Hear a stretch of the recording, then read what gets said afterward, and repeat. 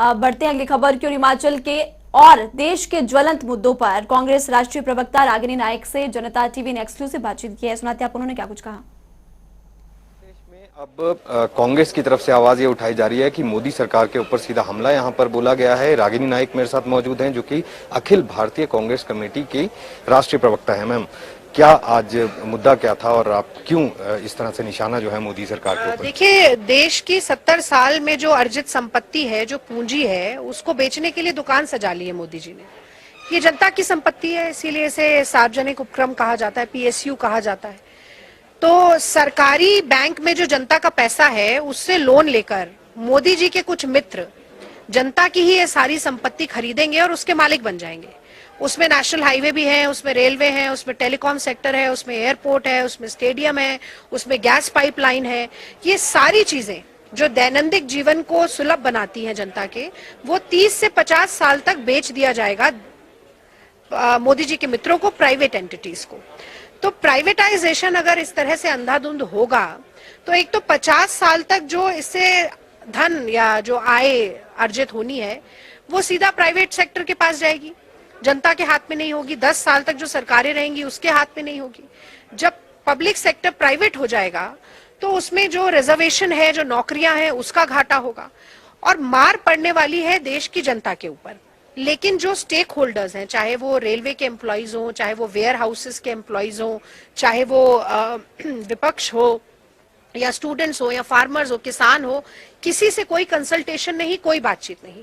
और अपनी एक ट्रेडमार्क स्टाइल में जो मोदी जी अपने मन की बात थोपने का काम करते हैं, इस निर्णय में भी ले लिया गया है। तो चिदम्बरम जी ने कहा कि आपने कोई क्राइटेरिया सेट नहीं किया, आपका लक्ष्य क्या है वो किसी को नहीं बताया। लक्ष्य अगर आपका ये है कि आप 4-6 लाख करोड़ रुपए अर्जित करेंगे तो उसके लिए आप 60 लाख करोड़ की संपत्ति को बेच देंगे।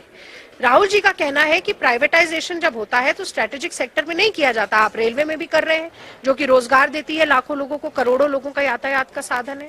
आप कोर सेक्टर में भी कर रहे हैं और आप केवल मोनोपोली स्टैब्लिश करने के लिए कर रहे हैं कि बाकी सारे खिलाड़ी जो है वो उस बाजार से बाहर हो जाएं और मोदी जी के 2-4 मित्र बने रहें और उनकी जेब में पैसा जाता रहे। आज किसानों के ऊपर भी ये कहा जा रहा है कि उनकी आय दुगनी करने की बात की जा रही है। किसान तो प्रोटेस्ट कर रहा है, आय के दुगनी करने के लिए क्या कुछ किया जाना चाहिए, इसको लेकर? देखिए, सबसे पहले तो किसान की पीड़ा को समझिए। किसान दिल्ली आना चाहता है तो आप राजमार्ग खुदवा देते हैं, आप कीले गड़वा देते हैं, आप लाठीचार्ज करते हैं, महिलाओं पर भी आप सर फोड़ते हैं किसानों का।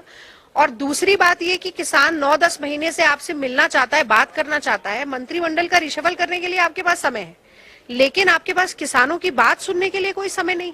हम विपक्ष पे राहुल जी ट्रैक्टर चला के आते हैं तो इनके मंसूबों पे ट्रैक्टर चल जाता है, वो उस पे आपत्ति करने लगते हैं। ट्रैक्टर तो एक बड़ा सशक्त माध्यम है। हम लगातार ये कहते रहे किसानों के, आप चर्चा करिए, बाजवा जी को मेज पर खड़ा होना पड़ता है और कागज फेंकने पड़ते हैं, क्योंकि ये संविधान को ही कागज बनाने पर तुले हुए हैं। और सबसे बड़ी बात कि आपने 3 कानून किसानों के ऊपर बनाए बिना किसानों से बात किए। पर उन कानूनों में जिसमें वेयर हाउसिंग के ऊपर भी एक बड़ा निर्णय लिया गया, उससे पहले अडानी जी के वेयर हाउस बनके तैयार हो जाते हैं। तो ये कैसी मिली भगत है, साठगांठ है, ये सबको नजर आ रहा है। कभी आप किसान को तालिबानी कहते हैं, कभी आप पाकिस्तानी कहते हैं, कभी आप मवाली कहते हैं, जले पर नमक रगड़ते हैं। आज किसान अपनी नस्ल और फसल बचाने की लड़ाई लड़ रहा है। तो किसान की आय दुगनी करना तो भूल जाइए, किसान को के पेट पर लात मारने का काम इस मोदी सरकार ने किया है। और मैं पूछना चाहती हूँ कि तेल के दाम बढ़ाकर, पेट्रोल डीजल के दाम बढ़ाकर 23 लाख करोड़ की सब्सिडी मोदी सरकार ने अपनी जेब में डाली है। किसी भी भाजपा शासित प्रदेश में या केंद्र सरकार ने 1 रुपए का लोन तक माफ नहीं किया किसान का।